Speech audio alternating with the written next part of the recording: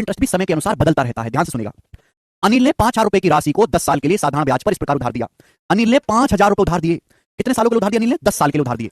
कि पहले 2 साल के लिए ब्याज की दर 6% है, अगले 2 साल के लिए 8% है, और 4 साल के बाद ब्याज की दर 10% होगी।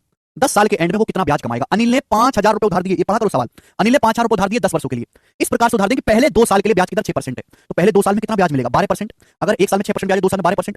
अगले 2 साल के लिए ब्याज की दर कितनी? 8%। तो अगले 2 साल में कितना ब्याज मिलेगा? 2 8 16%। अब 2 और 2 4 साल बीत गए। 2 साल 2 साल 4 साल बीत गए। 4 साल के बाद कितने साल बाकी हैं? टोटल पैसा 10 साल के लिए उधार दिया है। 10 में से 2 और 2 4 साल बीत गए, तो अभी भी 6 साल बाकी हैं। तो 4 साल के समय के बाद 6 साल और बाकी हैं। इन 6 साल में ब्याज की दर कितनी है? 10%। 6 सालों में ब्याज की दर 10% है।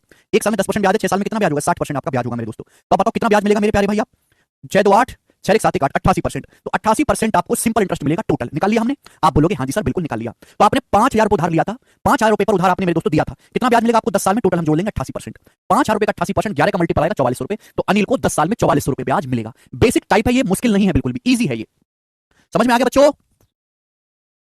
हमें लगता है ये आसान सा टाइप सभी बच्चे समझ पा रहे हैं।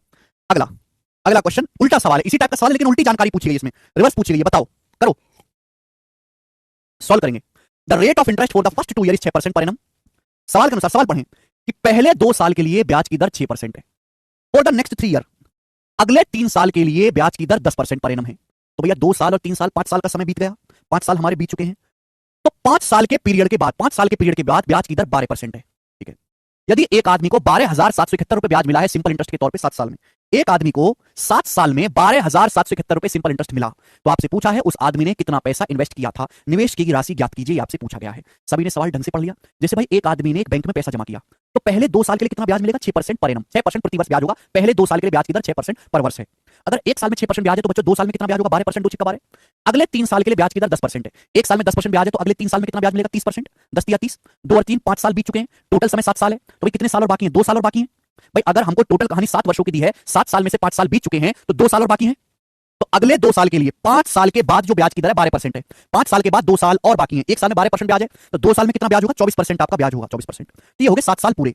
इन 7 सालों में आपको टोटल कितना सिंपल इंटरेस्ट मिला? 7 सालों में बच्चों आपको टोटल साधारण ब्याज कितना मिला? तो 4 2 6, 3 और 2 5 1 6, 66%। 66% आपको ब्याज मिला। सवाल के अनुसार कितना ब्याज मिला? 12,771 रुपए ब्याज मिला। तो 66% की वैल्यू ही 12,771 है। आपसे क्या पूछा? निवेश की राशि, यानी कि आपसे 100% की वैल्यू पूछी गई है बच्चों। 100% की वैल्यू आपसे पूछी गई, ये सवाल है और ये कैलकुलेशन अपन को सॉल्व करनी है। ठीक है रुपेश जी, समझ में आया? देखो 6 से 1 तो जाएगा नहीं, पढ़ा तो पूरा पूरा मेरे को दोस्तों कैलकुलेशन करना पड़ेगा। 12,771 बटे 66, 1% की वैल्यू है। 100% की वैल्यू आपसे यहां पर पूछी गई है। ठीक है भाई। तो देखो 33 से तो जाएगा ही जाएगा ये। अभी ये 11 से भी काट सकते हैं प्यारे लोगों। 33 से काटोगे तो ज्यादा ठीक रहेगा। 33 3 99 बचेगा 28 287। तो 33 चौका 132 होता है। 33 अट्ठे 264। अभी 33 अट्ठे 264 बचेगा कितना? 3 और 8 बचेगा 2, 231। 33 से कितनी बार कट जाएगा फिर? 7 बार, 387। और 33 दूनी 66। 33 से कट गया भैया, है ना? वो 3 से भी कट रहा है और 11 से भी कट रहा है। 2 से 100 जाएगा 50 बार। अब 387 की 50 में गुणा करेंगे तो 0 के बाद 5 आएगा। तो भैया बच्चों आंसर ये वाला ऑप्शन नहीं है, आंसर ये वाला ऑप्शन है। 2 ऑप्शन बचे। 337 की 50 में गुणा करना कोई मुश्किल काम तो है नहीं। 0 7 पंजे 35 का 5 हासिल 3 5 अट्ठे 40 और 3 43 4 5 के 15 4 19 19,350 रुपए 100% की वैल्यू आ गई। 19,350 बी ऑप्शन आंसर है। ठीक है। डिजिटल सम वगैरह मैंने ऊपर नीचे 33 से काटा है बेटा मुकेश, मुझे 33 का पहाड़ा याद है। देखो नीचे 66 आ रहा है, 66 है तो भैया कटना तो चाहिए 11 से। अगर 11 से नहीं कटेगा तो नीचे 11 बचा रहेगा। जब नीचे 11 बचा रहेगा तो खोपड़ी में दर्द करेगा, इस वजह से ऊपर नीचे 11 से कटेगा। अब चूंकि मेरे दोस्तों ऊपर वाली संख्या 3 से भी कट रही है, 2 1 3 4 और 14, तो भैया 3 और 11 33 से कटेगा। तो ऊपर नीचे मैंने 33 से काटा है, केवल कैलकुलेशन की है और कुछ भी नहीं किया। दीदी कितने दिनों बाद क्लास कर रही हो?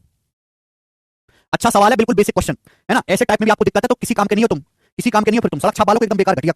सीजल 2023 के प्री का सवाल, एसएससी सीजल 2023 के प्री का सवाल बताएं, करिए जल्दी से।